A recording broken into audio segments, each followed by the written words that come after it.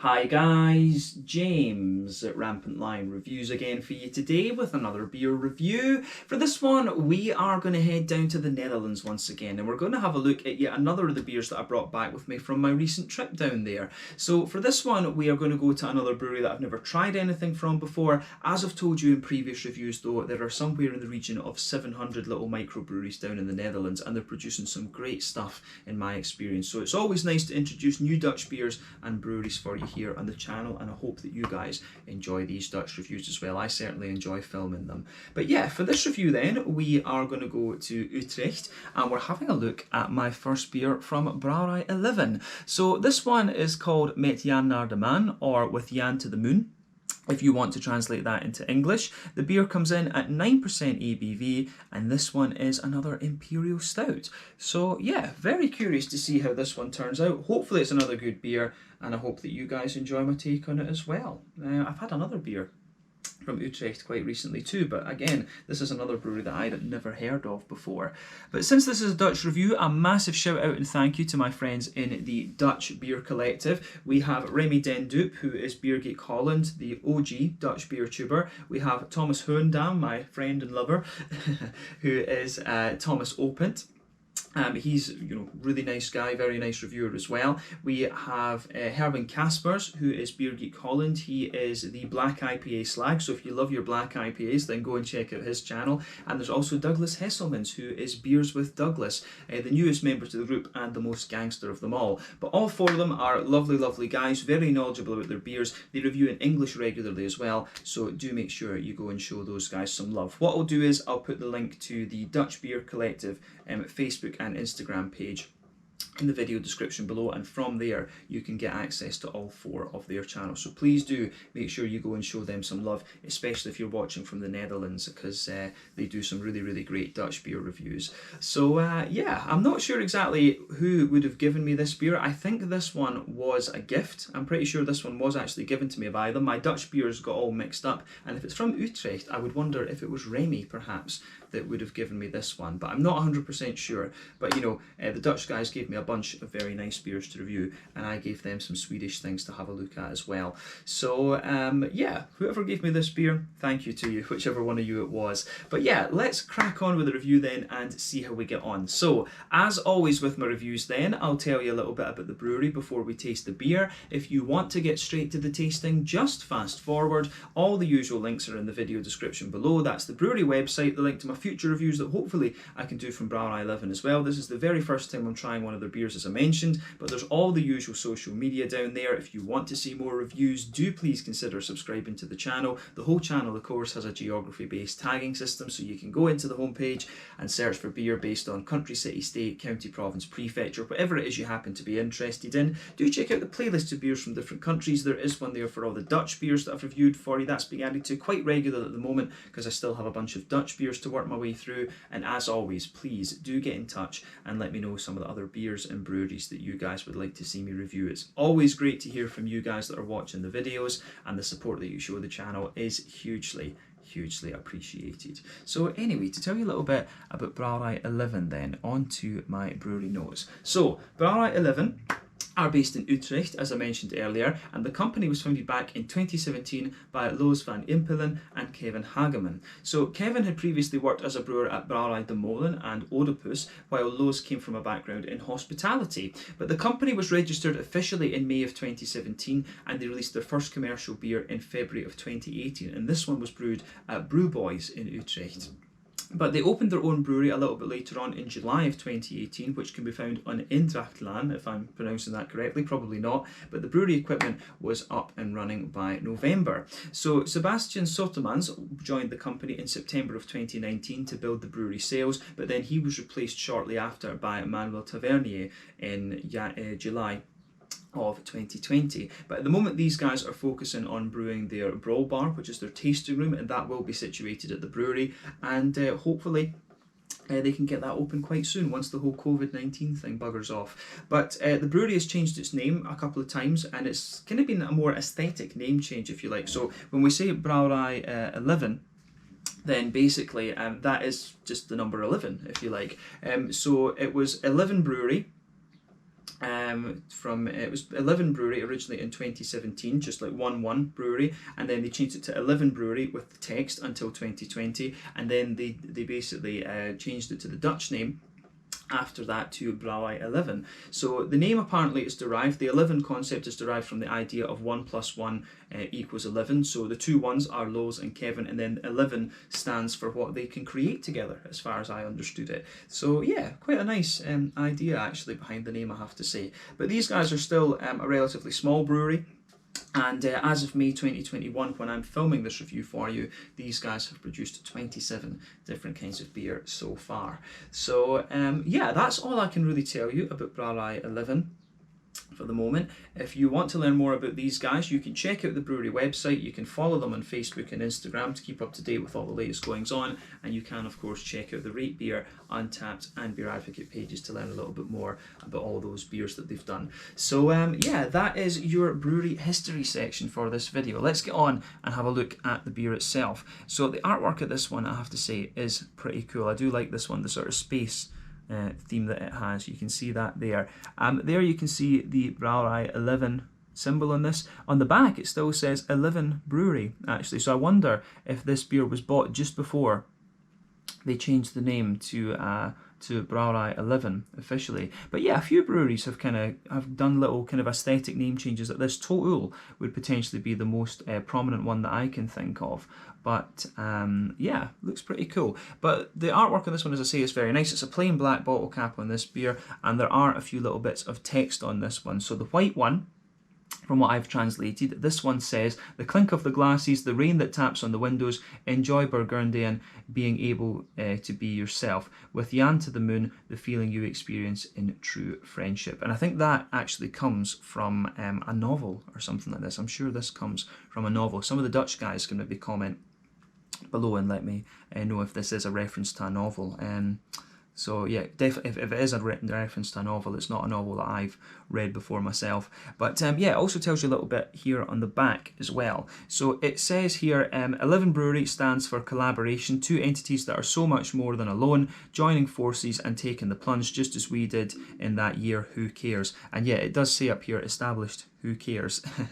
But yeah, because what it's all about is that we proudly brew beautiful beers just like this stout, a deep dark beer rich in taste, coffee, caramel with a hint of licorice, ensure an intense taste experience. So yeah, should be pretty cool, that one. So yeah, that is a rough translation of what the texts say in this.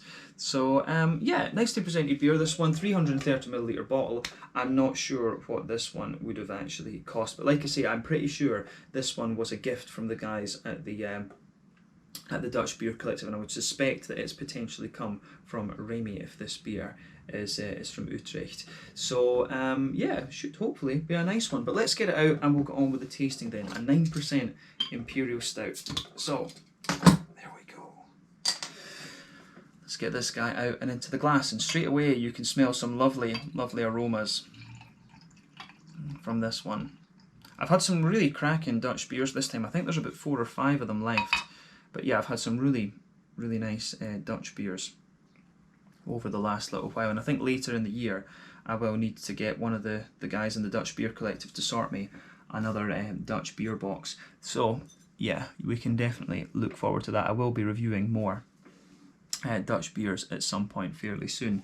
So yeah, as you can see then, and as you would expect, this beer's poured a lovely dark ebony rosewood colour. If we shine the light through it, it does give you a little bit of that kind of Coca-Cola, Pepsi coloured edge to it. You can see that when we poured the beer, it poured with just about a 1/4 finger of a frothy, I would say fawn coloured head. That's faded away to be pretty much nothing at the moment though, just a few kind of wispy layers sitting on top there, and a nice foamy ring around the edge of the glass. But yeah, 1 or 2 big bubbles sticking towards the edge of things there, a few little ones going up towards the bottom of the glass too. But yeah, it certainly does look very, very nice, I have to say. So yeah, pretty cool.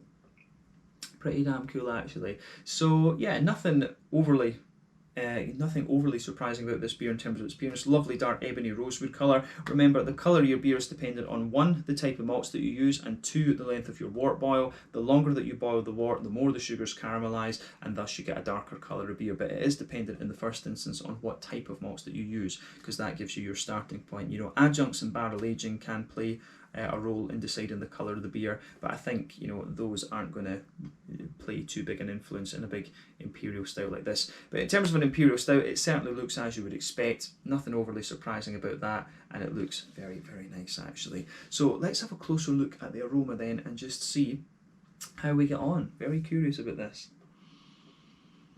Oh, that does smell really nice. It does smell very nice actually, and I think there are maybe 1 or 2 adjuncts in this beer. It kind of smells like that in some way. I think there might be just a little touch of adjunct in this one, as well as the base, but it does smell like a kind of proper old school Russian Imperial Stout actually. Remember, the Russian Imperial Stouts tend to be the more kind of roasty and toasty bitter ones, but the aroma of this beer is absolutely lovely. It comes across actually as a little bit smoked almost. So does it say? It just says, yeah, water, yeast malt, hop and yeast. So yeah, this one is actually just a full grain beer, this. So yeah, water, malt, hops and yeast. So yeah, I thought there actually would have been a little bit of I thought there was maybe a little touch of coffee or something in this, but yeah, the aroma of this one, it actually almost, it's really interesting because it almost smells very slightly Rauch malty. There's just something about this beer that it smells a little touch like it's got a wee teeny hint of a Bamberg Rauch malt in it. And I do wonder if Remy's got me this beer, if it was Remy or one of the other guys that's got me this beer, they know that I love Rauch beers. My whole love of craft beer started off with Schlenkerla from Bamberg, which is a really weird way to get in to craft beer from what many people have told me. You know, I just loved the big smoky flavour of that, but I loved the big, you know, peaty whiskies and things like that too, so it kind of makes sense. But yeah, this beer really does smell as if it's got a little bit of a Bamberg Rauch malt in it. That's a nice surprise actually. I did not expect that from this beer. But yeah, otherwise it comes across really nice to me. This actually reminds me of the is it the Surter that I had from Iceland, from Borgbrukus in Iceland, because it had that special smoky malt in it up there as well. But they use special smoke malt that is filtered through sheep shit basically. But this one doesn't smell like that. It's not grassy enough for that. But the sort of vibe that you get from this beer, it does remind me of. It does actually remind me of that a little bit. But this is a lovely smelling beer actually. So let's try and break down the aroma of this one for you a bit more. So the backbone of the beer for me, you can smell a little bit of that toasty, slightly well-fired bread crust there, but on top of that, it really smoothens out quite a bit. And with that kind of bread crust, you know, it almost does just smell as if there's a wee bit of a kind of Rauch malty type quality in this one. And the reason that I say that is because you just get a little teeny hint of meatiness out of the out of that slight smokiness that the beer has. That's, as I say, that's just that's a nice surprise. I did not expect to get a wee bit of that Rauch malty type thing at all. But yeah, the backbone of the beer is a well-fired bread crust, quite toasty. There's some nice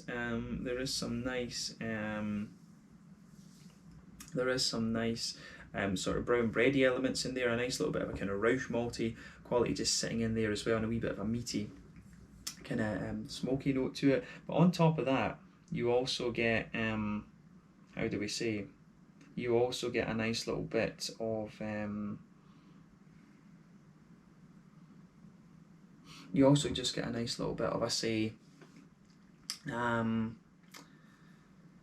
you also get like a little bit of a kind of dry chocolate sitting on top of that brown bread as well. So you can smell there's a wee bit of a 70-80% cocoa type thing. You do get a little bit of that out of this one.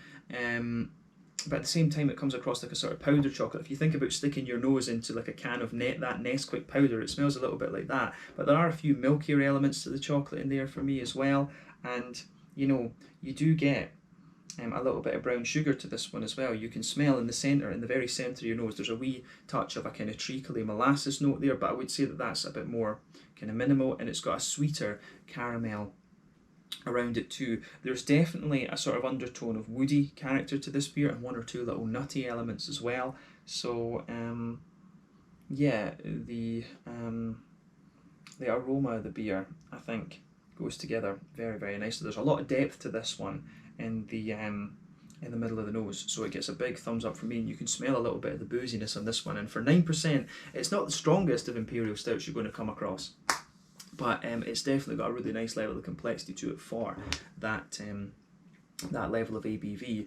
But on the hoppy side of things, then, there's a little touch of there is a little touch of earthiness to this one. There's a nice wee bit of a kind of smoother herbal quality as well. You do get a little bit of that, some floral notes, and a little bit of a lighter grassiness. But remember, when it's a big Imperial Stout like this, you know, a lot of the hoppy character, I've had this one sitting for a few months as well, that a lot of the hoppy character will kind of drop out a little bit, and the longer you age this one, of course, the more pronounced that effect is going to become.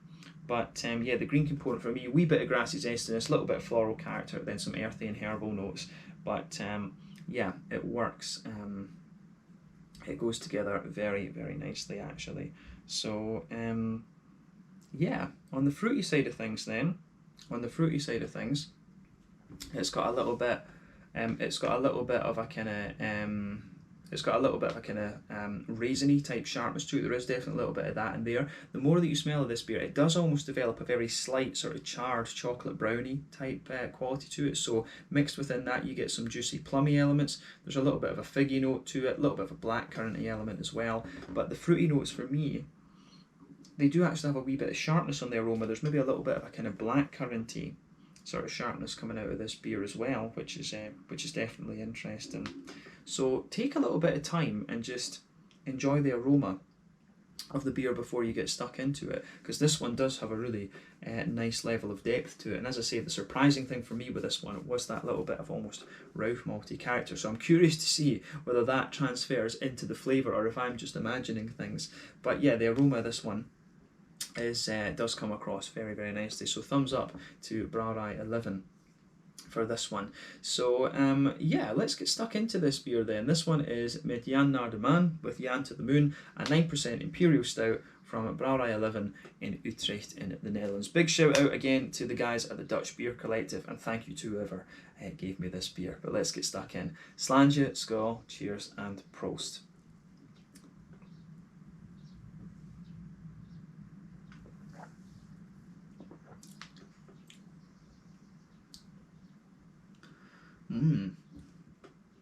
Now that is very nice. It is very good.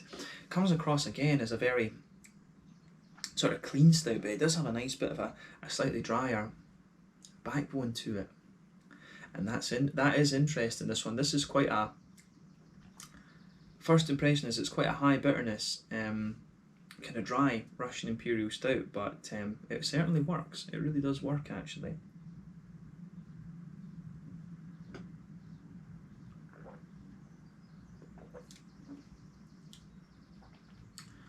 Yeah, the flavour of this beer, I think, is really solid. But yeah, this is most definitely a beer that's suited to those two, like a nice big dry roasty toasty Imperial Stout. And I like these every so often. I do like these. With an Imperial Stout, it's all fair and well having a big, you know, sweet pastry stout sort of things, but you know, the Imperial Stout was always supposed to be a little bit more kind of roasty and toasty and things, and I like these beers to have just a little bit of a roasty toasty edge to them.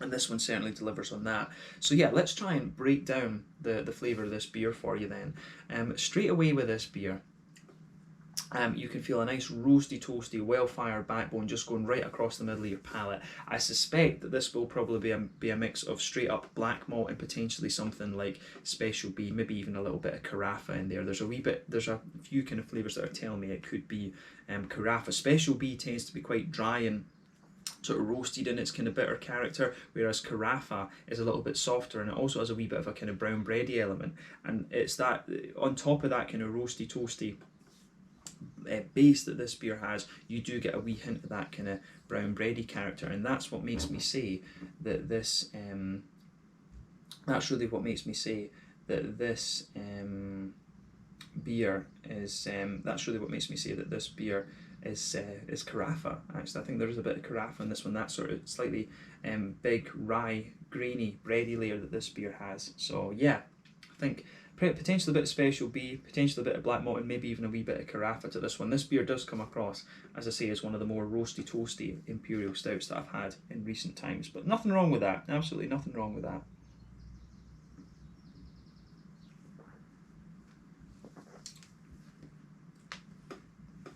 And it's interesting because in the centre of your palate, we're just talking about the base layer of the beer as well, but there's almost like a little circle in the centre of that kind of bready note of the beer. You do get just a little bit of this slightly rauch malty, smoky kind of thing out of it.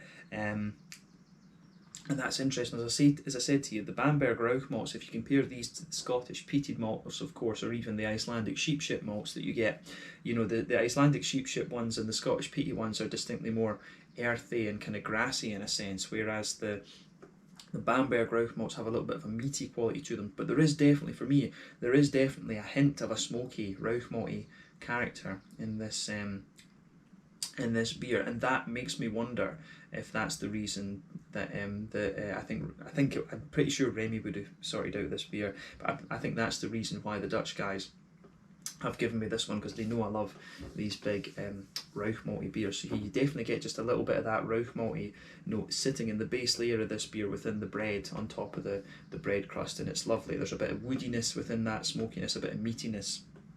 It just it goes together really well. But yeah, if you go to the front corners of your palate, then move diagonally back, you'll feel that underneath the kind of front half of that middle third of your tongue, there are one or two little woody elements in there. And if you go to the dead centre of your palate and just follow the line of your tongue forward, there's one or two little nutty elements to this beer as well. But the further you go into the aftertaste with this beer, the roasty toasty side of the beer comes out, a bit of the breadiness lingers there, but you do get one or two little sweet elements pushing their way out of it as well. So let's focus on that part of the beer now.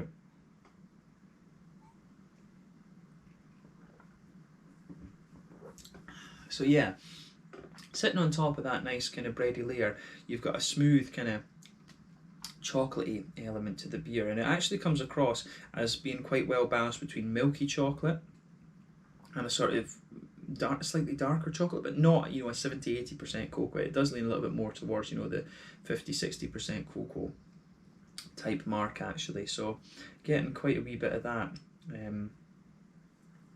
or getting quite a wee bit of that out of this one. But yeah, the fruity side of this, the sort of, I don't know why I'm saying fruity side, the sort of malty side of this beer is really interesting because it does develop a nice little bit of sweetness the further you go into it. So yeah, at the back, on the back of that middle third of your palate, it does have a bit more of a kind of bitter chocolate, you know, like a sort of 60-70% cocoa. But as you move further forward on the palate, you start to get the more milky chocolate elements, you know, the 30-40% cocoa chocolate out of it. But then in the very middle of your palate, you can feel there is a little bit of a sweet caramel to this one. I don't really get so much of a treacle molasses note out of this beer, in honesty. And I mean, I wonder, pardon me, with this beer, I don't think this is a particularly long boil Imperial Stout because it doesn't have that big, thick, treacly molasses kind of note out of this one. I'd be very curious to know what the length of the wort boil in this one is, because in the very centre of your palate, it is actually just a very slight oily caramel that you get, and as you move further out towards the edge of the palate there, you get a bit more of a kind of roasty, toasty brown sugar, and then eventually a little bit of biscuit, and that brown sugary element sits on top of those kind of chocolatey qualities that I was talking about. So yeah, the way this beer goes together works out very nicely. It's a very layered middle third of your tongue that you get in this one, and I think we've kind of described that quite well. That's the most complex part of the beer. The rest of it, I think, is nice, but it's quite straight shooting in a lot of ways. So yeah, I hope you guys, I feel I've kind of rambled a little bit with this one, especially because I got excited with the Rauch malts being in this beer. But yeah, this is very, very nice. But this is it's a sort of lighter Imperial Stout compared to some of the other ones that I've had, but we'll come to the mouthfeel again a little bit later on. But let's focus on that back third of your palate then. So the border region between middle third and back third of your palate, you've got a nice little bit of breadiness coming out of the beer. You get a little bit of a bready kind of doughy build up and a wee bit of a toasty grainy note on that border region again. Then on the back third of your palate, you can feel a little bit of a kind of roasty, toasty, you can feel a little bit of that roasty, toasty, grainy quality there, but then sitting on top of the back third of the palate, you get the more airy, kind of yeasty qualities coming out of the beer, like that little bit of a kind of brown bready, yeasty sort of thing. So when you start at the back of your palate with this beer, the flavour is like this taut, and it gradually condenses down. Then when you go into the middle third of your palate, when you reach that border region, it condenses down quite a bit, and all those flavours that I was talking about earlier, they're quite kind of close together. So it's definitely a bit more of a condensed flavour in that middle third of your tongue. So yeah, I certainly like how this beer goes about its business on the malty and yeasty side of things. It's got a good level of complexity to it. So thumbs up to Brouwerij Eleven for this one. Actually, I think it goes together very, very well. But yeah, on the hoppy side of things then, let's move on to that. In the back corners of the palate, there is a good little bit of a kind of bitter earthiness to this one, and that spreads forward quite a little bit actually. You do get a wee touch of a herbal quality on about the halfway point on the sides of your tongue, and as you get right towards the front corners of your palate, there's a good little bit of, there is a little touch of floral aromaticity coming out of the beer. So yeah, you do get a little bit of that. Then round the front curve of the tongue, it's just a little bit lighter and more grassy, I would say. So yeah.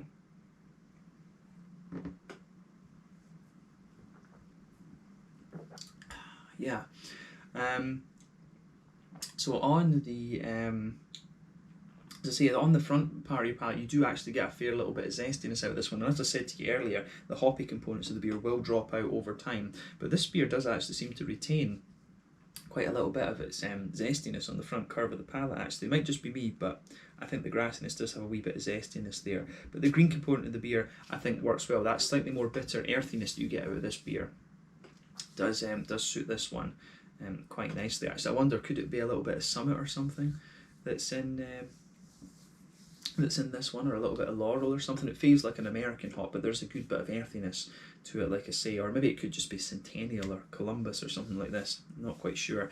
But yeah, let's focus on the fruity side of the beer then. So as I always say, the fruity part of the beer comes out on that front third of your palate. So border region between front third and middle third, you've got a nice little bit of a more kind of bready build up, a bit of a more kind of roasty, toasty, grainy character to it, which I can certainly appreciate. Then underneath that kind of front third of your palate, there is a bit of a roasty, toasty, bready element to the beer once again. So I can really appreciate how that, how the beer goes about its business from that side of things. So yeah.